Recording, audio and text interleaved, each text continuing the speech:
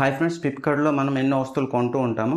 కానీ కొన్నిసార్లు మనకు వచ్చే ప్రొడక్ట్స్ నచ్చకపోవచ్చు, సైజ్ సరిపోకపోవచ్చు, లేదా డ్యామేజ్ అయి రావచ్చు. ఇలాంటి సిచ్యువేషన్లో ఆ ప్రోడక్ట్ని ఎలా రిటర్న్ చేయాలో తెలియక చాలా మంది ఇబ్బంది పడుతున్నారు. ఈ వీడియోలో ఫ్లిప్కార్ట్లో ఆర్డర్ చేసిన ప్రోడక్ట్ని ఎలా రిటర్న్ చేయాలి, మరి మనీ బ్యాంక్ అకౌంట్కి ఎలా రిఫండ్ చేసుకోవాలో చూద్దాం. వీడియో స్కిప్ చేయకుండా ఎండ్ వరకు చూడండి. ఫస్ట్ మనది ఏ ప్రోడక్ట్ అయితే రిటర్న్ చేయాలనుకుంటున్నామో ఆ ప్రోడక్ట్ రిటర్న్ వ్యాలిడిటీ ఉందా లేదా చెక్ చేయాలా. మీ ఫ్లిప్కార్ట్ అకౌంట్ ఓపెన్ చేయండి. ఓపెన్ చేసిన తర్వాత ఇక్కడ అకౌంట్ ఉంది కదా, అకౌంట్ మీద క్లిక్ చేయండి. ఆర్డర్స్ మీద క్లిక్ చేయండి. క్లిక్ చేసిన తర్వాత మీరు ఏ ప్రోడక్ట్ అయితే మీరు రిటర్న్ చేయాలనుకుంటున్నారో ఆ ప్రోడక్ట్ పేజ్ అనేది ఓపెన్ చేయండి. ఇక్కడ రిటర్న్ పాలసీ డేట్ అనేది ఉంది, చూసారా? ఇక్కడ May 27 అని ఉంది. ఈ ప్రోడక్ట్ నాకు వచ్చింది May 17 వచ్చింది. ఇదనమాట May 27 వరకు రిటర్న్ పాలసీ ఉంది అనమాట. 10 days అంది ఈ రిటర్న్ పాలసీ అనేది ఉంది. అది ఇప్పుడు మనం ఇది రిటర్న్ చేయాలి అనుకుంటే ఇక్కడ హెల్ప్ అని ఉంది, చూసారా? పైకి హెల్ప్ మీద క్లిక్ చేయండి. క్లిక్ చేసిన తర్వాత ఫస్ట్లో చూసారా రిటర్న్ దిస్ ఐటమ్ అని వచ్చింది, క్లిక్ చేయండి. క్లిక్ చేసిన తర్వాత ఇక్కడ దేనివల్ల మనం ప్రోడక్ట్ని రిటర్న్ చేయాలనుకుంటున్నామో ఒక రీజన్ అనేది సెలెక్ట్ చేయాలి. అంతే ప్రోడక్ట్ అనేది రాంగ్ ప్రోడక్ట్ అనేది రిసీవ్ అయిందా, క్వాలిటీ బాగలేదా, లేకపోతే డ్యామేజ్ అయి వచ్చిందా, లేకపోతే మనది ప్రోడక్ట్ అనేది బాక్స్ నుంచి మిస్ అయినందా, మరి ప్రోడక్ట్ సైజ్ అనేది కరెక్ట్గా లేదా, దీంట్లోనే ఏదైనా రీజన్ అనేది సెలెక్ట్ చేయాలి. సెలెక్ట్ చేస్తే ఆ రీజన్ సంబంధించిన మళ్ళీ ఒక 3 రీజన్స్ అయితే వచ్చాయి. మనకి ఎటువంటి ప్రొడక్ట్స్ అనేది అవసరం అంది ఒక రీజన్ అనేది సెలెక్ట్ చేస్తే, సెలెక్ట్ చేసిన తర్వాత ప్రొడక్ట్ గురించి ఏదైనా కామెంట్ కూడా మనం చేయొచ్చు.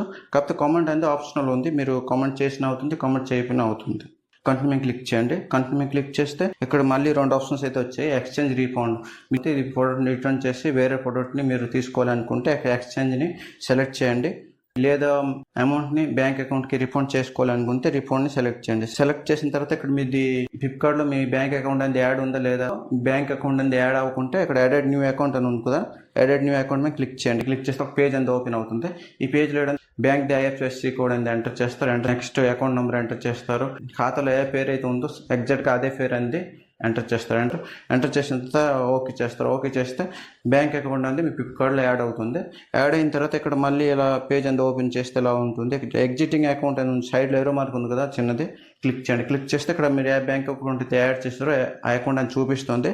సెలెక్ట్ చేస్తారు. సెలెక్ట్ చేసిన తర్వాత కంటిన్యూ ఆప్షన్ అనేది అక్కడ కిందకే వస్తుంది అని కంటిన్యూ మేము క్లిక్ చేస్తే పికప్ రీఫండ్ అని చూపిస్తుంది. కిందకి సబ్మిట్ రిక్వెస్ట్ అని ఉంది కదా, సబ్మిట్ రిక్వెస్ట్ మీద క్లిక్ చేస్తారు. క్లిక్ చేస్తే మీరు మీ ప్రోడక్ట్ రిటర్న్ అనేది అప్రూవల్ అవుతుంది. పికప్ డేట్ అని చూపిస్తుంది. ఆ డేట్ అనేది మీకు కాల్ వస్తుంది.